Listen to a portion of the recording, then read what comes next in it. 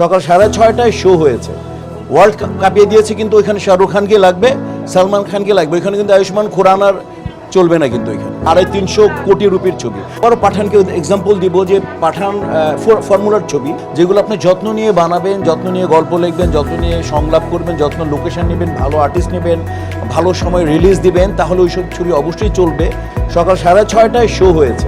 কাজে হচ্ছে যে আসলে ভালো জিনিস দেখার জন্য মানুষ মুখিয়ে থাকে। আসলে আমরা ভালো জিনিস বানাতে পারি না, এটা আমি দোষ আমাদের বলি। আমাদের সংবিধানে যা ছিল, মানে একমাত্র ইংলিশ ছাড়া, ইংলিশ মানে ব্রিটিশ হোক বা হলিউডের ছবি হোক, এই ছবি ছাড়া মানে অন্য বিজাতীয় ছবিগুলো আমাদের সংবিধানে ছিল। এটা আমাদের যারা পড়েছিলেন আসার কথা না।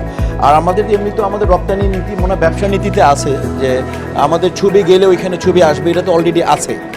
আর পাঠান যেহেতু ইন্টারন্যাশনাল ছবি, পাঠান আসবে কি আসবে না, এটা যারা স্টেক হোল্ডার, যারা এখন নেতৃস্থানীয় পজিশনে আছেন, যারা producer associations, director associations, artist অ্যাসোসিয়েশনসে যারা স্টেক হোল্ডার এ ব্যাপারে, এবং আমাদের সর্বোপরি মন্ত্রণালয়, ওনারা যদি মনে করেন যে এটা আমাদের সুস্থ সংস্কৃতির এবং আমাদের চলচ্চিত্রের কোনো ক্ষতি হবে না, তখন তারা এটা ভাবতে পারেন।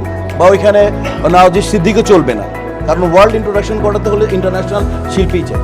মনে করি আমাদের ফিল্ম, মিডিয়া, মঞ্চ বা পেশাদারি অ্যাক্টর বা অপেশাদারি অ্যাক্টরদের একটা তীর্থস্থান। এখানে ফিল্ম বানাতে হলে ফিল্মের একটা ফর্মুলা থাকে। আমি আবারও পাঠানকে এক্সাম্পল দিব যে পাঠান ফর্মুলার ছবি, দেশপ্রেমের ছবি, ভালো কন্টেন্ট, ভালো গান, ভালো লোকেশন, ওই ভালো কমেডি, ভালো অ্যাকশন করেছে। একই ছবি, ফর্মুলা একই, জেমস বন্ডের একই ফর্মুলা, ওই মার্ভেলের একই ফর্মুলা। আপনি যা করেন না কেন, ফিল্মের একটা সুপার ডুপারের ছবি বা কমার্শিয়াল ফর্মুলা, টাইটানিক বলেন, সব একই ফর্মুলা। ফর্মুলার বাইরে ছবি করলে ওইগুলো ডিফারেন্ট টাইপের ছবি, ওগুলো কমার্শিয়ালি ছবি সাকসেসও হবে না, ওইগুলোকে আপনি সার্বজনীন ছবিও বলা যাবে না।